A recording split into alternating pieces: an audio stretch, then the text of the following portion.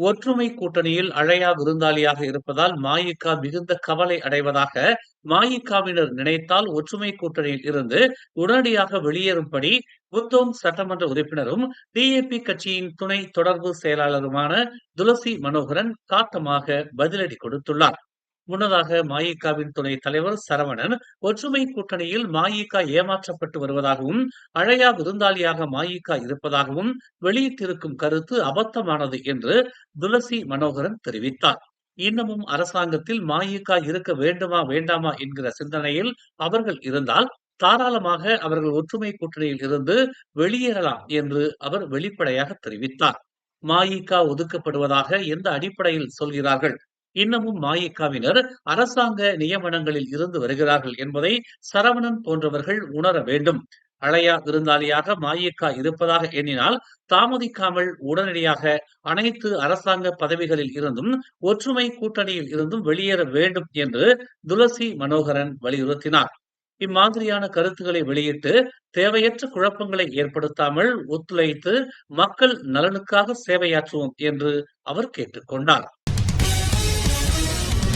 Kuala Lumpur நகராண்மை கழகமான DBKL வார இறுதியில் அமலாக்க நடவடிக்கையின் ஒரு பகுதியாக கேஎல்சிசி பகுதியில் இயங்கும் 41 உரிமம் பெறாத தெரு புகைப்பட கலைஞர்களுக்கு அபராதம் விதித்துள்ளது. ஓப்ஸ் லென்ஸ் என்ற குறியீட்டு பெயரிடப்பட்ட இந்நடவடிக்கை காவல்துறை, குடிநுழைவுத்துறை, தேசிய பதிவுத்துறை மற்றும் கூட்டரசு பிரதேசத்துறையின் ஆதரவுடன் மேற்கொள்ளப்பட்டது. பொது இடங்களில் கட்டண புகைப்பட சேவைகளை வழங்கும் உரிமம் பெறாத நபர்களை இலக்காக கொண்டு இந்நடவடிக்கை மேற்கொள்ளப்பட்டது. பொது இடங்கள் பகிரப்பட்ட சொத்து என்றும் அவை நெறிமுறைப்படி ஒழுங்கான முறையில் மற்றும் விதிமுறைகளுக்கு இணங்க பயன்படுத்தப்பட வேண்டும் என்றும் டிபிகேயில் தெரிவித்துள்ளது. அங்கீகரிக்கப்படாத புகைப்பட சேவைகள் சட்டவிரோதமானது மட்டுமல்ல, பார்வையாளர்களுக்கு பாதுகாப்பு அபாயங்களையும் ஏற்படுத்துகின்றன என்று முகநூல் பதிவில் டிபிகேயில் தெரிவித்துள்ளது. சாலைகள் அல்லது பாதசாரிகளின் நடைபாதைகளில் சம்பந்தப்பட்டவர்களின் நடவடிக்கைகள் தொடர்வதால் இது புகைப்பட கலைஞர்கள் மற்றும் வாடிக்கையாளர்களுக்கு ஆபத்தை விளைவிக்கிறது. மேலும் பொதுமக்களின் நடமாட்டத்தை சீர்குலைக்கிறது என்று குறிப்பிடப்பட்டுள்ளது. இந்த விதியை மீறினால் உபகரணங்கள் பறிமுதல் செய்யப்படும் அபாயம் இருப்பதாகவும் டிபிகேஎல் எச்சரித்துள்ளது. ஊடக அறிக்கைகளின்படி புகைப்பட கலைஞர்களுக்கு தலா 2000 வெள்ளி அபராதம் விதிக்கப்பட்டுள்ளதாக தெரிவிக்கப்பட்டுள்ளது. துன் டயம் ஜைனுடீன் செய்ததாக கூறப்படும் குற்றங்களை அரசாங்கம் வெளியிட வேண்டும் என்று முன்னாள் பிரதமர் துன் டாக்டர் மகாதிர் முகமது வலியுறுத்தியுள்ளார். முன்னாள் நிதி அமைச்சருமான துன் டயம் ஜைனுடீன் கடந்த நவம்பர் மாதம் காலமான பிறகும் டயமின் நற்பெயர் தொடர்ந்து கேள்விக்குள்ளாக்கப்படுவதால் மகாதிர் இதனை தெரிவித்துள்ளார்.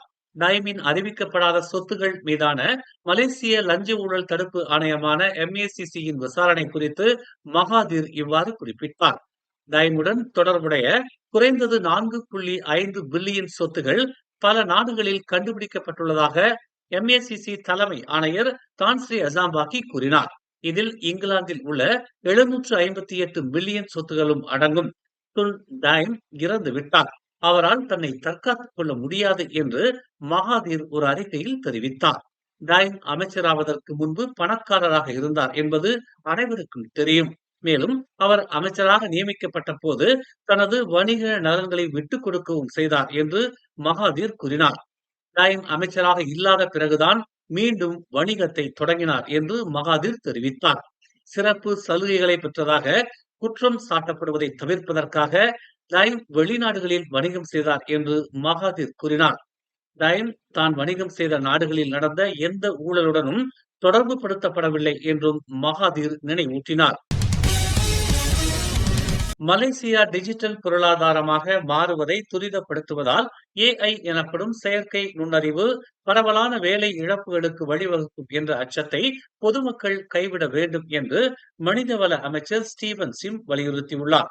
AI தொழில்நுட்பம் என்பது வேலைகளை நீக்குவதற்கு அல்ல என்றும் மாறாக அவற்றை மாற்றுகிறது என்றும் அவர் கூறினார்.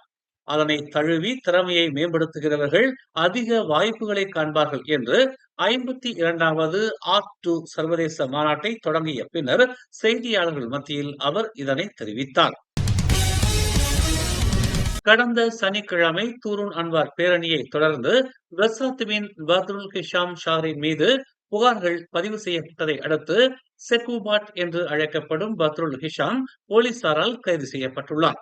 பத்ருவின் வழக்கறிஞர் ரஃபீக் ரஷீத் அலி இன்று பிற்பகல் 2:30 மணியளவில் தனது கட்சிக்காரர் கைது செய்யப்பட்டதை உறுதிப்படுத்தினார். பத்ருல் நாளை புக்கி டமானில் விசாரணை அதிகாரியை சந்திப்பதற்கு ஏற்கனவே ஒப்புக்கொண்டதால் இந்த கைது தேவையற்றது என்று ரஃபீக் தெரிவித்தார். தூருன் அன்வார் பேரணியின் போது எந்த விரும்பத்தகாத சம்பவங்களும் ஏற்படாததால் அதிகாரிகளின் இந்நடவடிக்கை மிகவும் வருந்தத்தக்கது என்று ரஃபீக் ஒரு அறிக்கையில் தெரிவித்துள்ளார். மலேசியாவின் முறைசார் தொழில்துறையின் சராசரி மாத ஊதியம் மார்ச் 2025 5.5 விழுக்காடு அதிகரித்து 3000 ரிங்கிட்டாக உயர்ந்துள்ளது. இது ஒரு வருடத்திற்கு முன்பு 2844 ரிங்கிட்டாக இருந்தது என்று மலேசிய புள்ளி விவரத்துறையின் அண்மைய அறிக்கை தெரிவித்துள்ளது. நிலையான பொருளாதார வளர்ச்சி மற்றும் திருத்தப்பட்ட குறைந்தபட்ச ஊதிய கொள்கை காரணமாக இந்த உயர்வு ஏற்பட்டதாக தலைமை புள்ளி விவர நிபுணர் டபஸ்ரீ டாக்டர் முகமது உசீர் மகேடின் தெரிவித்தார். ஆண் ஊழியர்களுக்கான சராசரி ஊதியம் 3000 ரிங்கிட்டில் நிலையானதாக இருந்த போதிலும் பெண் ஊழியர்களுக்கான ஊதியம் 6.5 விழுக்காடு அதிகரித்து 2982 உயர்ந்துள்ளது என்று அவர் கூறினார்.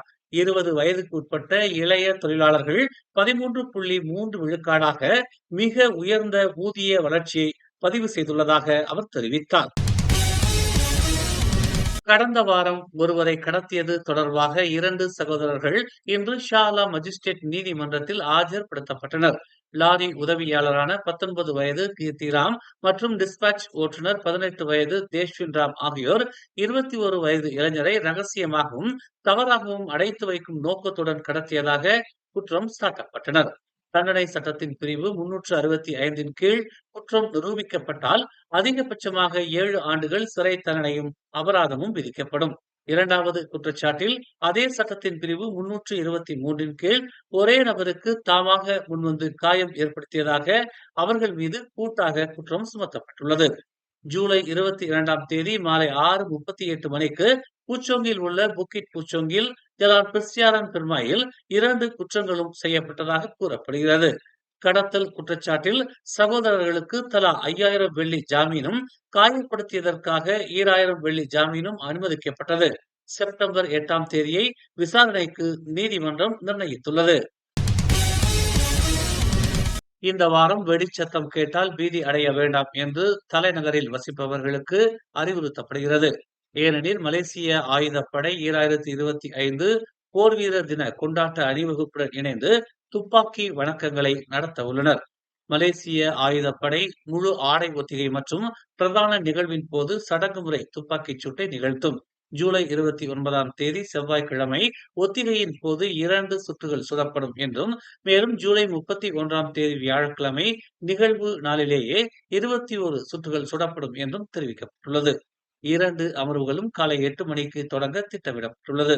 பெர்சியாரான் சுல்தான் சலாவுதீன் அப்துல் அசீஸ் ஷா, லெபோ பெர்டானா, தீமூர் மற்றும் காம்ப்ளெக்ஸ் இ அருகே சுற்றியுள்ள பாதைகளில் காலை 7 மணி முதல் 10 மணி வரை நெரிசல் ஏற்படலாம் என்று தெரிவிக்கப்பட்டுள்ளது. பொதுமக்கள் தங்கள் பயணங்களை முன்கூட்டியே திட்டமிட்டு சிரமங்களை தவிர்க்க மாற்று வழிகளை பயன்படுத்துமாறு அறிவுறுத்தப்பட்டுள்ளது. மேலும் செய்திகளை தெரிந்து கொள்ள தமிழ் மலர் நாளிதழை பாருங்கள். எங்களோடு இணைந்திருக்க மலர் டிவியை பதிவு செய்து கொள்ளுங்கள். உறவுகள் மகிழ்ந்திட விருப்பம் மற்றும் பகிர்வு சேவையை சொடுக்கிடுங்கள்.